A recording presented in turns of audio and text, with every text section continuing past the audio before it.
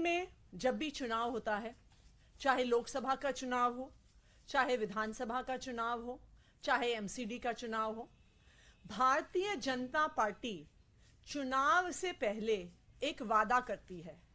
कहती है कि जहां झुग्गी है वहीं मकान देंगे। अगर आप देखिए, दिल्ली में हर चुनाव से पहले भारतीय जनता पार्टी ऐसी ऐड निकालती है। भारतीय जनता पार्टी झुग्गियों में जा जाके फॉर्म भरवाती है कि झुग्गी वासियों के जहां फॉर्म भरेंगे और उनको वादा किया जाता है कि जहां पर उनकी झुग्गी है वहीं पर मकान देंगे। एमसीडी के चुनाव से जस्ट पहले प्रधानमंत्री नरेंद्र मोदी जी ने 500 मकान कालका जी में झुग्गी वासियों को दिए और दिल्ली के सभी झुग्गी वासियों को वादा किया, एक फुल पेज न्यूज़पेपर ऐड निकालकर, कि दिल्ली में रहने वाले हर झुग्गी वासी को उनके घर के 5 किलोमीटर के अंदर अंदर हम मकान देंगे। जैसे ही चुनाव खत्म हुआ, जिस मकान के कॉम्प्लेक्स की उन्होंने चाबियां दी थी, उसके बगल की झुग्गियों को तोड़ने का आदेश भारतीय जनता पार्टी की डीडीए ने निकाल दिया। तो चुनाव से पहले कहते हैं कि जहां झुग्गी वहीं मकान, चुनाव के बाद कहते हैं कि हमें झुग्गी वाले पसंद नहीं है, हम झुग्गियां तोड़ डालेंगे, झुग्गी वालों को फुटपाथ पर ले आएंगे या उन्हें 50 किलोमीटर दूर नरेला में फेंक देंगे, जहां पर उनके बच्चों के लिए स्कूल नहीं है, उनके लिए नौकरियां नहीं है, आने जाने के कोई साधन नहीं है। ये पिछले कई सालों से दिल्ली में चल रहा है कि हर बार चुनाव से पहले वादे किए जाते हैं और चुनाव के बाद झुग्गियां तोड़ने का काम शुरू किया जाता है। लेकिन अब एक सिस्टमैटिक तरीके से भारतीय जनता पार्टी द्वारा शासित केंद्र सरकार एक साजिश रच रही है दिल्ली से पूरी तरह से झुग्गियों को साफ करने की। 2 दिन पहले 9 नवंबर को प्रधानमंत्री कार्यालय में एक मीटिंग हुई। इस मीटिंग को प्रधानमंत्री जी के सलाहकार तरुण कपूर जी ने लिया। इस मीटिंग में दिल्ली की सारी लैंड ओनिंग एजेंसीज को बुलाया गया, जिसमें एमसीडी, डीडीए, रेलवेज, एलएनडी और सबके अधिकारियों को बुलाया गया और उनको सख्त आदेश दिए गए हैं कि दिल्ली में से पूरी तरह से झुग्गियों को साफ करना है। किसी भी जमीन पर झुग्गी खड़ी नहीं रहेगी, झुग्गी वालों को पूरी तरह से साफ कर देना है। यह हम पिछले कई महीनों से देख रहे हैं कि जहां जहां केंद्र सरकार की जमीन है वहां पे एक एक करके झुग्गियों को हटाया जा रहा है। नवंबर के ही महीने में डीपीएस मथुरा रोड के जस्ट पीछे सुंदर नर्सरी की झुग्गियों को ग्रैप के दौरान एक खास आदेश देके केंद्र सरकार की एलएनडीओ ने डिमोलिश किया। ग्रैप के दौरान डेमोलिशन अलाउड भी नहीं था, लेकिन वो एक खास परमिशन लेके आके उन्होंने उन झुग्गियों को तोड़ा। आखिरकार ये झुग्गियां तोड़ने का प्लान क्यों बन रहा है? ये झुग्गियां तोड़ने की साजिश क्यों हो रही है? क्योंकि प्रधानमंत्री नरेंद्र मोदी जी दिल्ली में झुग्गियां नहीं चाहते हैं। जब विदेश से अलग अलग उनके दोस्त आते हैं, जैसे जो बाइडेन जी आए थे, जब G20 के नेता आए थे, तो उनको शर्म आती है कि दिल्ली में झुग्गियां हैं और दिल्ली में झुग्गी वासी हैं। जब G20 का समिट हुआ था तो दिल्ली की झुग्गियों को इस तरह से हरे कपड़े से छुपाया गया था। कई सारी दिल्ली की ऐसी झुग्गियां थीं जिनको विदेश से आने वाले नेताओं की नजर से छुपाने के लिए ऐसे हरे कपड़े लगाए गए थे। प्रधानमंत्री नरेंद्र मोदी जी को झुग्गी वाले पसंद नहीं है, उन्हें झुग्गियां पसंद नहीं है और वो दिल्ली से पूरी तरह से अब इन झुग्गियों को साफ करने का प्लान बना रहे हैं। लेकिन जब तक दिल्ली में अरविंद केजरीवाल की सरकार है, जब तक दिल्ली में आम आदमी पार्टी है, हम दिल्ली के हर झुग्गीवासी के अधिकार के लिए लड़ते रहेंगे। जब तक अरविंद केजरीवाल हैं, चाहे हमें कोर्ट जाना पड़े, चाहे हमें सड़क पर जाना पड़े, चाहे हमें संसद तक जाना पड़े, लेकिन हम दिल्ली में एक भी झुग्गी को तोड़ने नहीं देंगे। हम अपना एड़ी चोटी का जोर लगा देंगे कि भारतीय जनता पार्टी शासित केंद्र सरकार इन झुग्गी वालों को इतनी ठिठुरती हुई ठंड में सड़क पर ना लेके आए, उनके घर ना उजाड़े। नमस्कार दोस्तों, अक्सर जितने भी बड़े शहर हैं, चाहे वो बॉम्बे हो, दिल्ली हो, कलकत्ता हो, सब में अलग अलग जगहों पे जे क्लस्टर्स हैं और जे क्लस्टर्स समाज की सच्चाई है। उन जे क्लस्टर्स में कौन लोग रहते हैं? जो भी अपर मिडिल क्लास लोग हैं। आपके घर में सफाई करने वाली मेड, आपके बच्चों को पालने वाली आया, आपके घर का ड्राइवर, आपके कपड़े प्रेस करने वाला धोबी, ये सभी लोग, आपका चौकीदार, आपका सब्जी वाला, आपका फल वाला, सब लोग ये आसपास के झुग्गी क्लस्टर्स पे रहते हैं। और सरकारों की झुग्गियों को हटाने की एक खास तरीके की पॉलिसी होती है। वो पॉलिसी ये है कि निश्चित तौर पे झुग्गी झोपड़ी के अंदर जो लोग रहते हैं उनको भी अच्छा नहीं लगता। जब आपको देखना अच्छा नहीं लगता तो उनको रहना भी बिल्कुल अच्छा नहीं लगता है। तो पॉलिसी ये है कि जहां पे भी झुग्गी झोपड़ी क्लस्टर है, वहां पे जो वहां की लैंड ओनिंग एजेंसी है वो वहीं पे उनके लिए इन सीटू डेवलपमेंट करेगी। उनके लिए वहीं पे छोटे छोटे फ्लैट बना के उनको दिए जाएंगे, जो कि देश के कई इलाकों में हुआ है, दुनिया भर में होता रहा है। पॉलिसी क्या है? अगर सेंट्रल गवर्नमेंट की कोई जमीन है, केंद्र सरकार की कोई जमीन है, मान लीजिए एएसआई की जमीन है, रेलवे की जमीन है, डीडीए की जमीन है, एलएनडीओ की जमीन है, तो उसके अंदर जो झुग्गी झोपड़ी क्लस्टर में लोग रह रहे हैं उनको रिहेबिलिटेट करने की, पुनर्वास करने की जिम्मेदारी डीडीए की है, केंद्र सरकार की है। अगर दिल्ली सरकार की जमीन है तो उसमें पुनर्वास करने की जिम्मेदारी डूसिब की है, दिल्ली सरकार की है।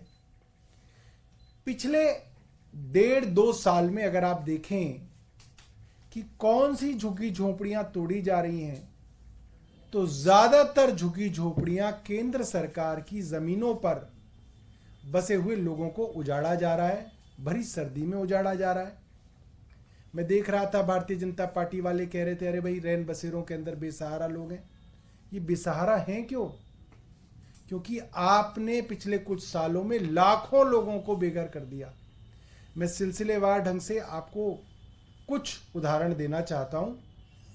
हर उदाहरण में सोचिएगा, सैकड़ों घर होंगे, हजारों लोग होंगे, उनके स्कूल में जाने वाले बच्चे होंगे, उनकी जवान बेटियां होंगी, उनके आसपास में काम करने की जिम्मेदारी होगी। सब कुछ तहस नहस जो किया गया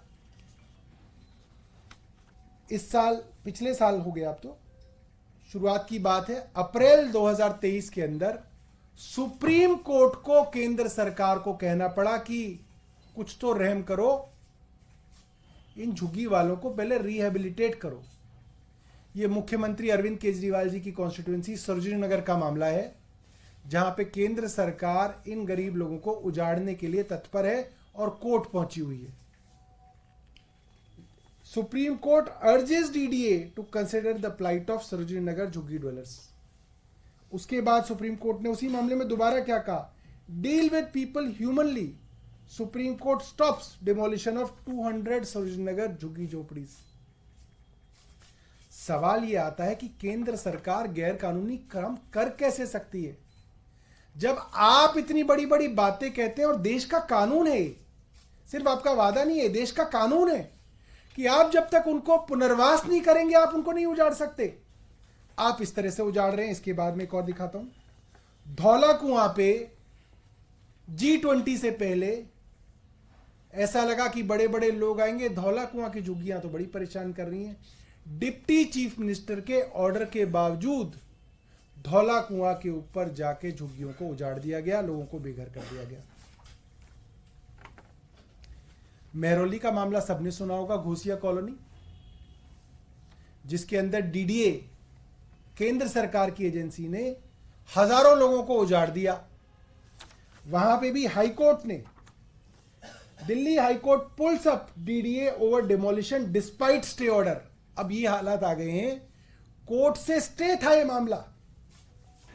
मेहरौली के अंदर घोसिया कॉलोनी का मामला बहुत चर्चा में आया, कोर्ट से स्टे मिला हुआ था, उसके बावजूद केंद्र सरकार की डीडीए ने उन झुग्गी झोपड़ियों वालों को उजाड़ दिया। और मैं बताना चाहता हूं, ये नोटिफाइड क्लस्टर है, ये वो क्लस्टर है जो लिस्टेड है, जिसके अंदर सरकार ने कहा है कि ये क्लस्टर इतना पुराना है कि ये रिहैबिलिटेशन पॉलिसी के लिए ये लोग एलिजिबल हैं, इनको जब तक आप मकान नहीं देंगे तब तक आप नहीं उजाड़ सकते। कोर्ट के स्टे के बावजूद केंद्र सरकार ने हजारों लोगों को यहां उजाड़ दिया। मेहरौली, तुगलकाबाद के बारे में तो सभी जानते हैं। अखबार कहता है कि तुगलकाबाद के अंदर केंद्र सरकार की आर्कियोलॉजिकल सर्वे ऑफ इंडिया ने करीब 2.5 लाख लोगों को उजाड़ दिया। आप सोचिए, 2.5 लाख लोग, 2.5 लाख लोग उजाड़े गए होंगे तो वो कहां गए होंगे? आपको क्या लगता है 2.5 लाख लोगों को रैन बसेरे में बसा लें? और रैन बसेरा तो रात को सोने के लिए होता है। एक परिवार जिसकी जवान बेटियां हैं, छोटे छोटे बच्चे हैं, नौकरी है, वो क्या रैन बसेरे में जाके परिवार समेत रह लेगा? हर जगह डीडीए कोर्ट के अंदर ये कहता है कि साहब हम उजाड़ देंगे, दूसरे दिन को रैन बसेरे के अंदर ले जाए। दूसरी को कहा जाता है आप बस लगा दो, लाखों लोगों को आप रैन बसेरों के अंदर ले जाओ। ये कैसे संभव है? और ये तो मानवता के खिलाफ है। और देश की केंद्र सरकार की एजेंसी डीडीए बार बार कर रही है दिल्ली के अंदर। इसके बाद सुंदर नगरी नर्सरी के पीछे तो पूरी बेईमानी के साथ, मैं आधिकारिक तौर पे कह रहा हूं, एज ए यूडी मिनिस्टर कह रहा हूं, ये बात आधिकारिक तौर पे कह रहा हूं, पूरी बेईमानी और धोखेबाजी करके सुंदर नगरी के पास के क्लस्टर को उजाड़ा गया। ऊपर से दबाव था, अधिकारियों और वकीलों की मिलीभगत से यह काम किया गया। नोटिफाइड क्लस्टर था, उसको आप नहीं उजाड़ सकते थे जब तक आप उसको रिहेबिलिटेट नहीं करते, ये देश का कानून है। उसके बावजूद केंद्र सरकार की एलएनडीओ ने, ये मैं एलएनडीओ का नोट आपको दिखा रहा हूं, एलएनडीओ का ऑर्डर है, केंद्र सरकार की एलएनडीओ ने इनको बिना रिहेबिलिटेट किए उजाड़ दिया।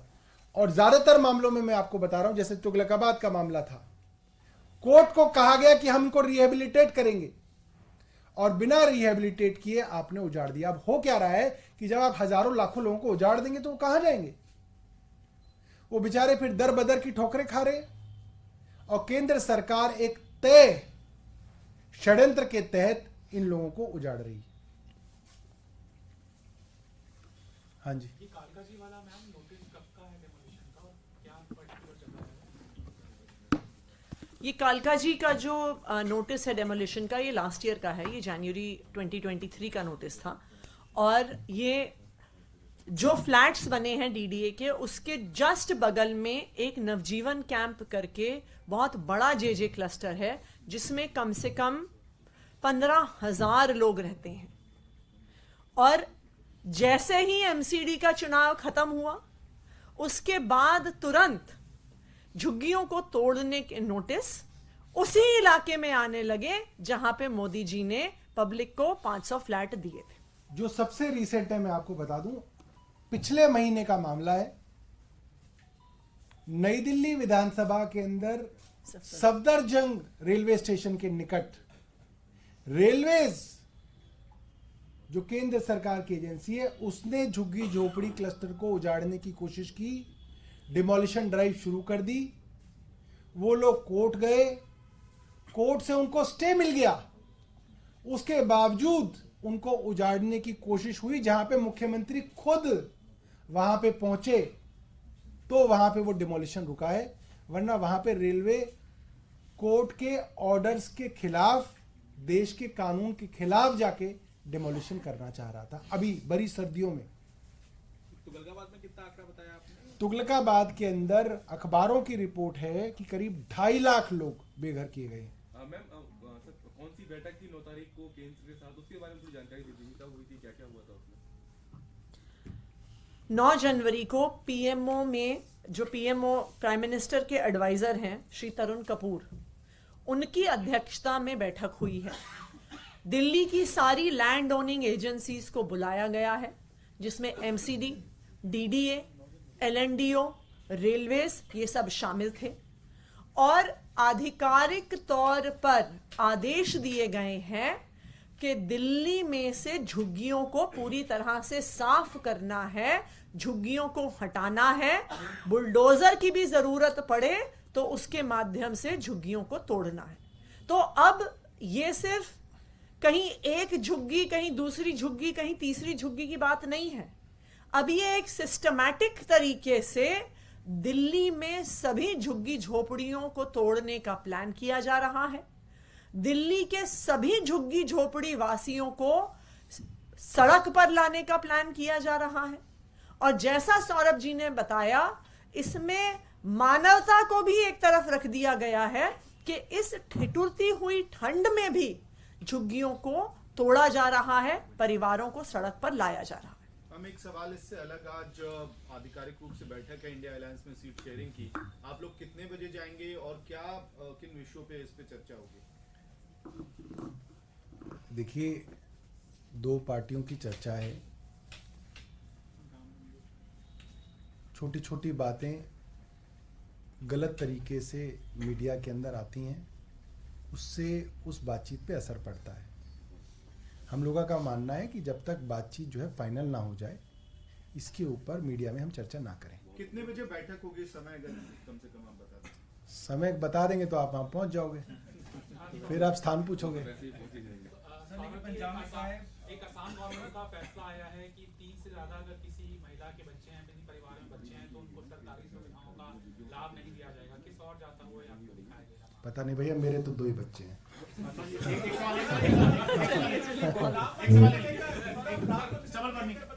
तो मुझे तो आसाम में कुछ मिल ही जाएगा। मैं आपको अलग से बैठ रिपब्लिक डे टेबलॉइड जो 25 में मंजूर हुआ है।